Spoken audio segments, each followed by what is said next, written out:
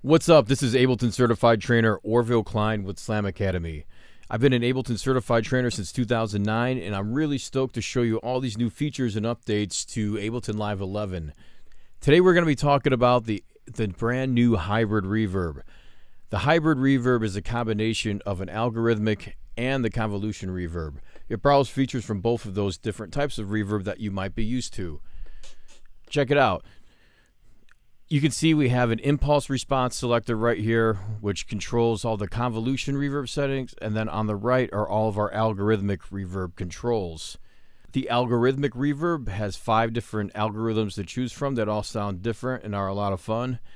This middle section here allows us to select the way that the two different types of reverb are routed together from inside of the device.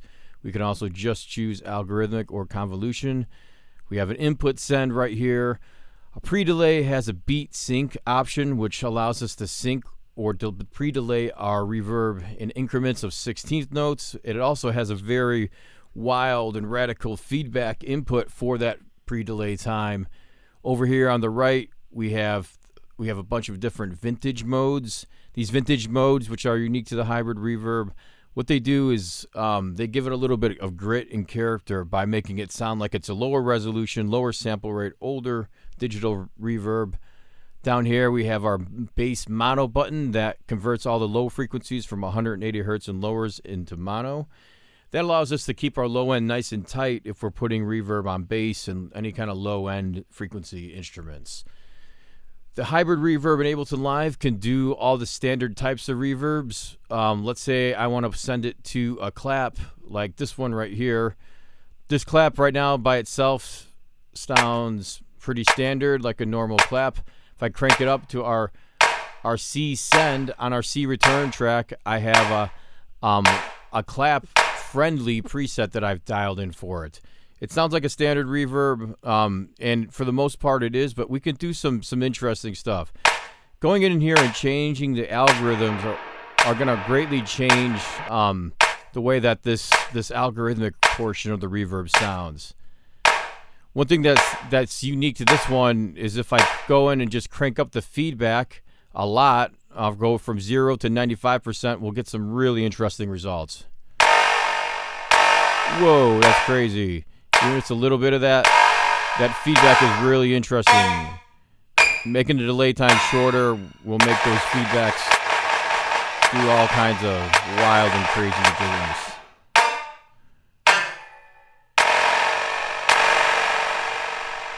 Let's make this a little bit more interesting. I'm just going to toss an auto filter on with some LFO action happening, and you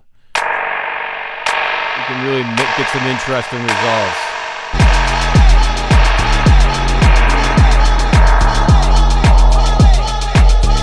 All right, yeah, let's keep going. So yeah, that's what we did with just the clap. Let's go over here to the kick drum and see what we can do with that. If I solo it, I'm gonna solo just the kick drum, and what I've done is I dropped an instance of the hybrid reverb on our A return track. And a cool thing about the impulse response section is it comes with a bunch of built-in impulse response files that gives you all your standardized types of impulse responses. But what the really cool, fun feature is that we can go in and drop in any audio file we want to create our own custom impulse responses. They could be traditional impulse responses, which are just shots of white noise, or you can go in and just import any type of audio file you want, and it's gonna play back the shape of audio decay of that audio file over time to dictate the way that it sounds. So let's see what happens if I come in here and if I search for, let's say, an atmosphere file. I think my kick was tuned to an F, so I might look for something atmospheric that's already tuned to an F. And let's see what this one sounds like. This atmosphere sounds pretty good. Some interesting texture and tone. So what I'm going to do is just drag and drop that right into the impulse response. It automatically loads it up.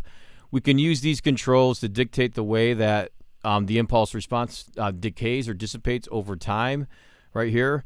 Let's hear what happens now. If I go in, I'm also going to go to my EQ tab, filter out some low end, and maybe turn the bass mono up, and let's give it a little bit more stereo. And I'm going to send my kick drum that sounds like this by itself to the A return with with that ambience file loaded as an impulse response in convolution mode. Boom, it's like we've just gone in and we're able to trigger that ambience with the kick drum, and it's going to be in time and in key with everything else.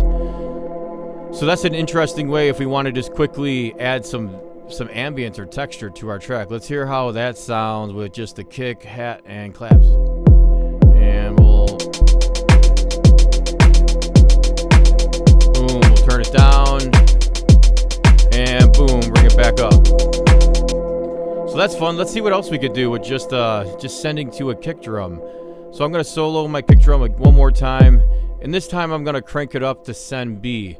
On my B return track, I have another instance of a hybrid reverb, but I'm going to actually delete this, and we're going to make something cool from scratch. Let's see how crazy or how wild of a result we can get with just a hybrid reverb on our B return track and sending our kick drum to it.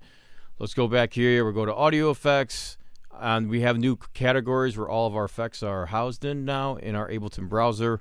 Let's go to time and space. Boom, hybrid reverb.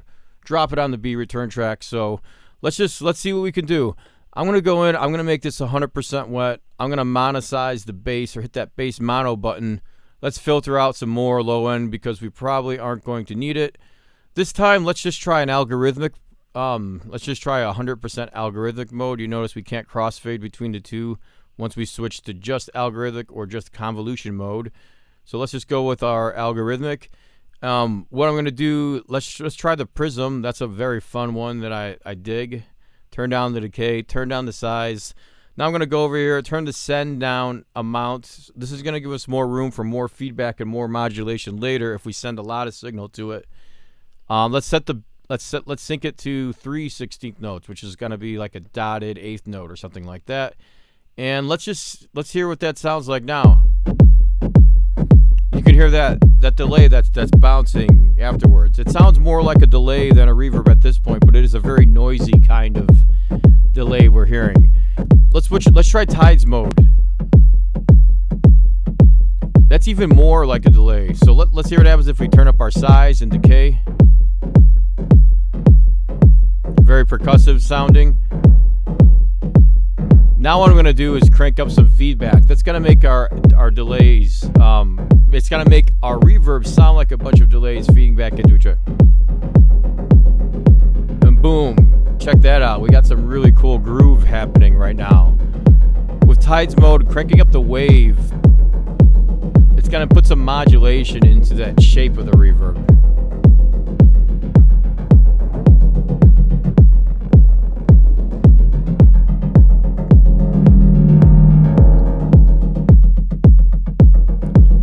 That's a lot of fun. Let's try that same thing with prism mode.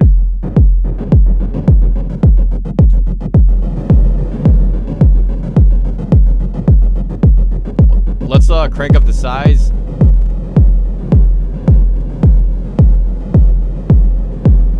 So right now it sounds kind of extreme, like it's kind of a lot. What I'm going to do now is hit the freeze button. And I'm going to come here and stop the kick from playing. What the freeze button does is it captures and it frees that instance of the algorithmic reverb and kind of locks it in place.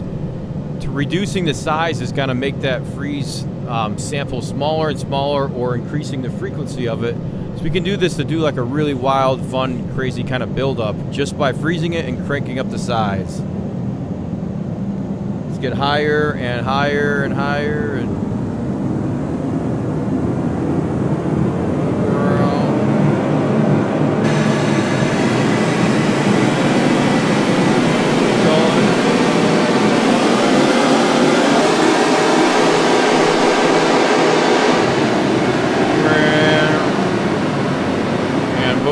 shut it off and bring our kick back, and boom, it's kind of like we're dropping. So yeah, it's pretty wild. I'm going to go around here and keep our size tightened. So that was interesting. You can't do that with just the regular convolution reverb or the standard live algorithmic reverb.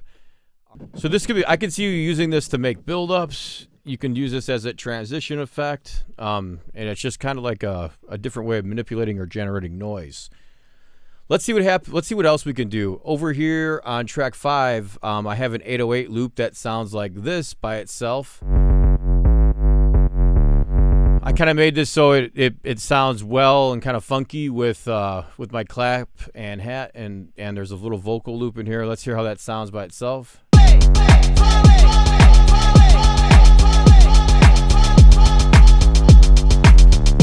Now if we take this bass line, and I'm just gonna solo it right here, and I made a different pattern where it's just one, or it's just actually just 2 notes, 1 F and then a D flat. Now I'm gonna send it to this D return track over here where it has a different instance of the hybrid reverb. And what I've done was I used the algorithmic reverb again, and I'm using the shimmer effect. Let's hear what that sounds like.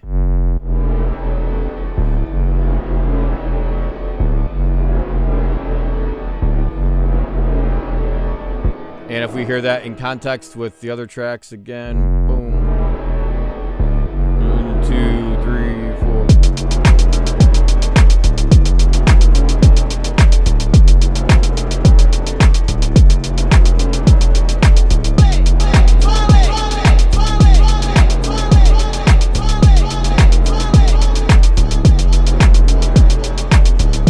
Cool, that's really dark, kind of industrial, ambient, textural.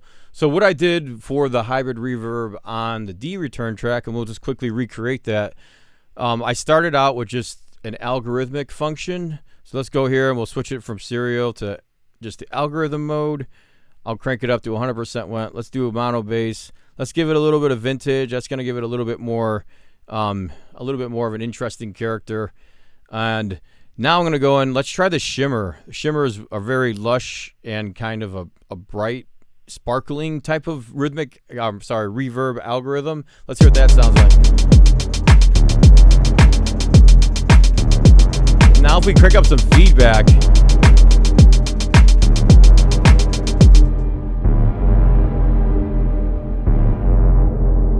Crank up the shimmer amount.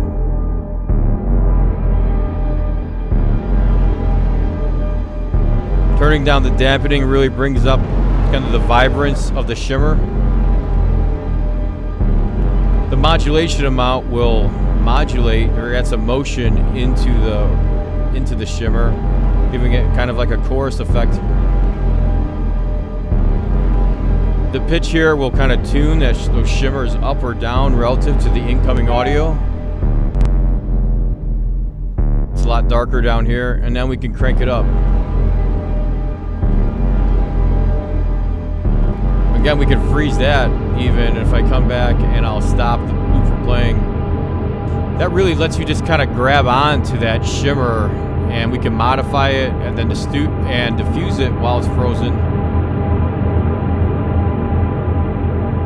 Man, I could just listen to that all day just by itself. Just that shimmer just kind of continually stays interesting. Another fun thing we can do now is just as a creative option, we can take this. I'm going to make a new audio track. Let's set the input to be resampling, and I'll record arm it, and let's just record that. Boom. All right, I think that's pretty good. I'll come back over here, turn that freeze off, and now what I just recorded was a rendering of that frozen shimmer from that bass that sounds like this. So I basically kind of created my own atmospheric pad just by sending my bass to the hybrid reverb with that shimmer algorithm on it. I hope you guys are inspired by this plugin. I think we're just kind of opening the doors of what's creatively possible with this. I think you're gonna see people using this in really crazy and forward-thinking ways, and we can make entirely new sounds that have never been heard before with this. The possibilities are almost endless. So I inspire you. I hope you guys check this out, and let me know if you come up with something that you can do even crazier than I showed you. With more Ableton certified trainers than anywhere else, Slam Academy is the best place to learn how to create your own unique and original sound using Ableton Live 11. Right now, you can enroll in our flagship online courses for less than $100 a month. That's going to give you access to more than 6 hours a week with our expert instructors and tons of content in our high-res virtual classrooms. We can't wait to work with you. Head over to slamacademy.com to enroll today. Let's do it. Discover your own sound at America's leading digital audio academy, Slam Academy. An Ableton certified training center, Slam offers in-depth courses in sound design, mixing and mastering, DJing, and more in Minneapolis, Denver, and online. Only at www.slamacademy.com.